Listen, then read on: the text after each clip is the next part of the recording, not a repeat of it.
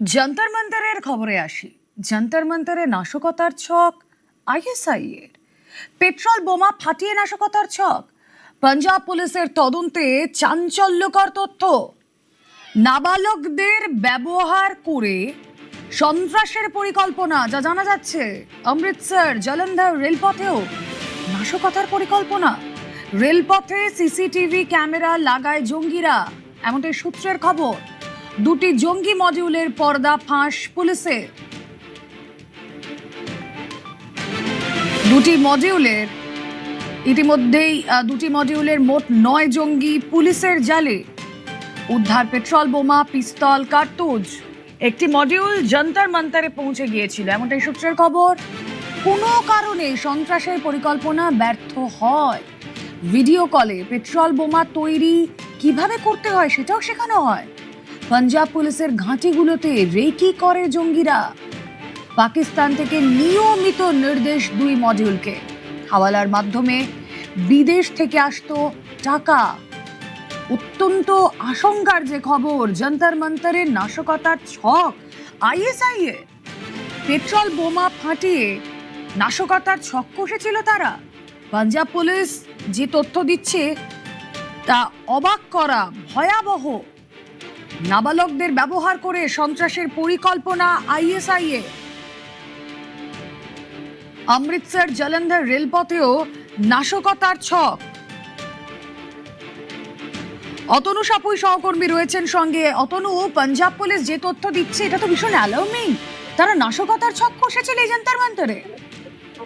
Alarming তো বটেই, তার কারণ এটা প্রাথমিকভাবে মনে হয়েছিল যে একটা মুভমেন্ট, যে মুভমেন্টটায় যা ছাত্রদের একটা মুভমেন্ট, যে মুভমেন্টে তারা শিক্ষামন্ত্রী তদন্ত চাইছেন, ঠিকই আছে, কিন্তু তার পিছনে দেখা যাচ্ছে যে আমরা কদিন আগেই জানিয়েছিলাম যে সেখানে ফেস রেকগনিশন ক্যামেরার মাধ্যমে বোঝা গেছে যে এমন কিছু মানুষ রয়েছেন সেখানে ওই আন্দোলনে, যে মানুষগুলো দাগি অপরাধী, পুলিশের খাতায় নাম রয়েছে। এবং তারপর আরো খতিয়ে দেখে এখন দেখা যাচ্ছে যে সেখানে পেট্রোল বোমা নিয়ে নাশকতার ছক করা হয়েছিল এবং সামনে রাখা হয়েছিল জেলজিকে, ঢাল হিসেবে জেলজিকে সামনে রাখা হয়েছে এবং পিছন থেকে নাশকতার পরিকল্পনা।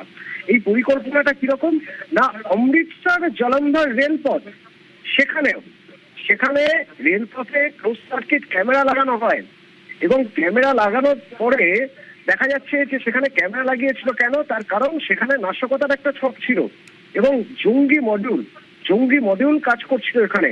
এখনো পর্যন্ত পুলিশ খুঁজে টুজে 9 জন জঙ্গিকে জালে তুলেছে। আর কি কি পাওয়া গেছে, যে ছবিটি আমরা দেখছি, পাওয়া গেছে কি না, পেট্রোল বোমা পাওয়া গেছে, পিস্তল পাওয়া গেছে, কার্তুজ পাওয়া গিয়েছে। এই যে 2টো মডিউলের কথা বলা হচ্ছে, জঙ্গি মডিউল, তার মধ্যে থেকে একটি মডিউল যন্তর মন্তরে পৌঁছে গিয়েছিল, কিন্তু কোনো কারণে সেই তাদের যে নাশকতার ছক ছিল সেই ছক বানচাল হয়ে যায়। আরো জানা যাচ্ছে যাদেরকে জেরা করা হচ্ছে, মানে যে 9 জনকে ধরা হয়েছে তাদের জেরা করে জানা যাচ্ছে যে এরা পেট্রোল বোমা কিভাবে তৈরি করতে হয় তারা শিখিয়েছিল এবং সেটাও শিখিয়েছে ভার্চুয়ালি, মানে সামনাসামনি দেখার কোনো সুযোগ নেই বা হয়তো সামনাসামনি পৌঁছতে পারেনি, রিচ করতে পারেনি, তার জন্য ভিডিও কলে পেট্রোল বোমা তৈরি শেখানো হয়েছিল।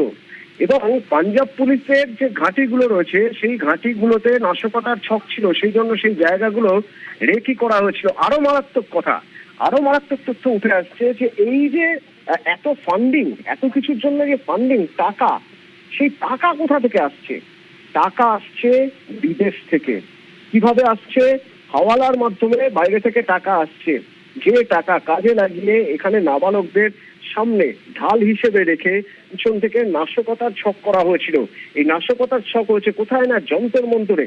আবার নাশকতার ছক কোথায়? অমৃতসর জলন্ধর রেলপথে। তাহলে কি রেলপথ উড়িয়ে দেওয়ার ছক ছিল? এটা মারাত্মক ব্যাপার। 2টো মডিউল একসঙ্গে কাজ করেছে।